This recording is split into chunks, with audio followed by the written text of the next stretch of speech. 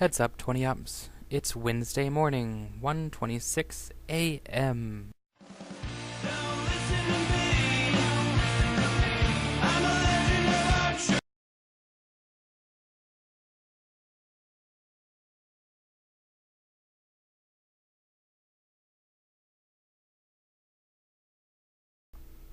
You can't tell it very well, but it's a full moon, and it's raining really hard outside.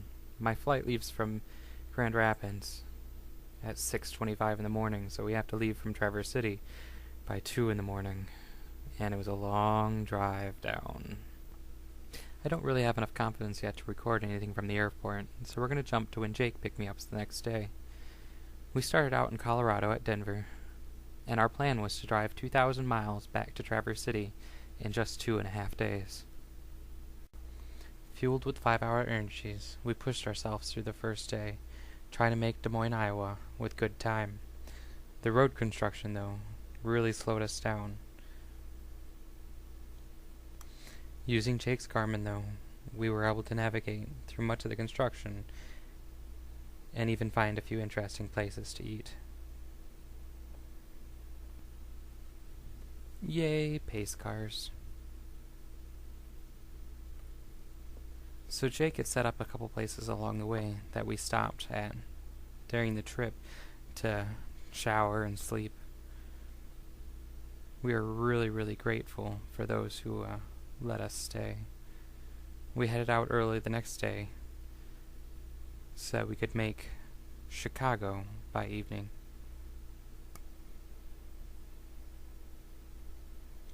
We crossed the Mississippi about midday on Thursday, which was sort of unofficially our halfway point.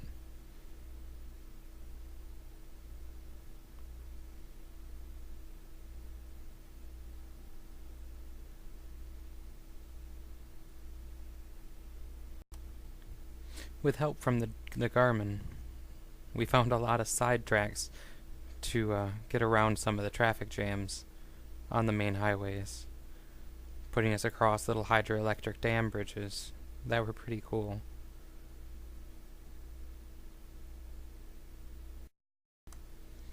All in all, I think we both had a really good time.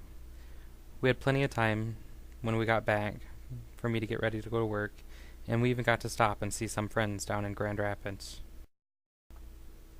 And now for something completely different. For this week's theme, it's the cooking show, so I'm going to show you how to make lasagna rolls. For my lasagna rolls, I like using 4 different types of cheese, usually a ricotta, a cottage, a parmesan, and a sharp cheddar, and then I'm usually pretty cheap and just go with ragu. You can use anything you want, really. Try not to make the cheeses too oily. I find that if you use too oily of a cheese, the final product comes out a little soupy. Mix the 4 cheeses in a bowl, so your cottage, ricotta, sharp, and parmesan. Don't use all the sharp, though, and the parmesan. You're going to want to save some of that for the top of the finished product before we put it into the oven. So about half of the parmesan and about half of the cheddar go into the bowl, and save the other half for the top. Once you get it all together in the one bowl, don't even try to use the fork. Just dig in with your hands and start mixing it around. Once you get everything mixed up inside the bowl, this is going to be your filler. This is going to be what's inside the lasagna rolls when we get everything together. My water's not boiling yet, so we'll come back to it. So we put the noodles in. I've used 16. The pan that I use, the 9x13, holds 15 pretty easily. I always do an extra one just in case I break one of the noodles, though. Because, I don't know, I just don't like to use the broken noodles in the finished product. So you're going to need either a long plate. Usually I would use a sushi roller, but I don't have a sushi roller with me. So instead, we're going to try to do this with my fingers. The noodles are a little warm. In fact, they're almost burning, so it's a little hard to do. But you'll layer the filling about 2/3 up the length of the noodle, and then with the sushi roller, this would be really easy. But, yeah, I'm not so lucky. So here, let's try this. Well, it sort of works. I mean, it's a little loose. With a tighter roll, you wouldn't have as much sag in it for the finished product, and it would be a little tighter on the edges too. We'll do a couple here. So same thing as last time. It's going to be about 2/3 of the overall noodle length in stuffing. You want to leave a little extra on the side. Usually if you used a sticky noodle, you'd be able to stick the sides of the noodles to the inside, so that they wouldn't open up while they were cooking. Like the picture when we first started the cooking section, it showed that the little flaps were sticking off the edge. If you have the right noodle, like a sticky noodle, it won't do that. Plus, if you're rolling them a little tighter, they wouldn't do it anyway. But yeah, as you can see, these ones are a lot looser. In the end, I'm sure the only thing it will really affect is whether or not the cheeses stay at the top of the noodle while they're cooking, or if everything melts down to the bottom, which I think you'll see in this one near the end that the most of my cheese is melted down to the bottom.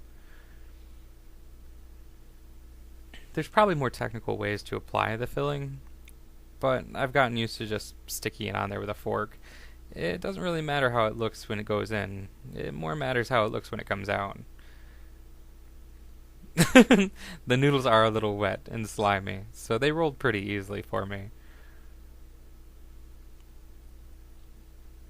So this is what it's going to look like, or at least this is what it looks like when I'm done. I've layered the rest of the Parmesan and the rest of the sharp cheddar on top of them. And we've got 14 here. I did lose 2 noodles. But it's still a good number, and they look really cool. And this is the finished product. I did burn the cheese a little bit, and you can definitely see that some of the cheese is sunken in. But in the end, it still tastes really good. Let's see if I can find a taste tester, or at least somebody to cut in it for me while I videotape. God, it looks so good. And it smelled really good too.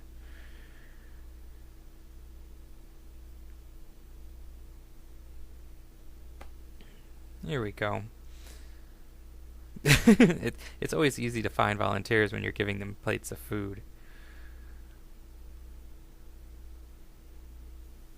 The noodle looks a little stiff there. I think either I could have boiled it a little longer, or I could have left it in the oven a little less.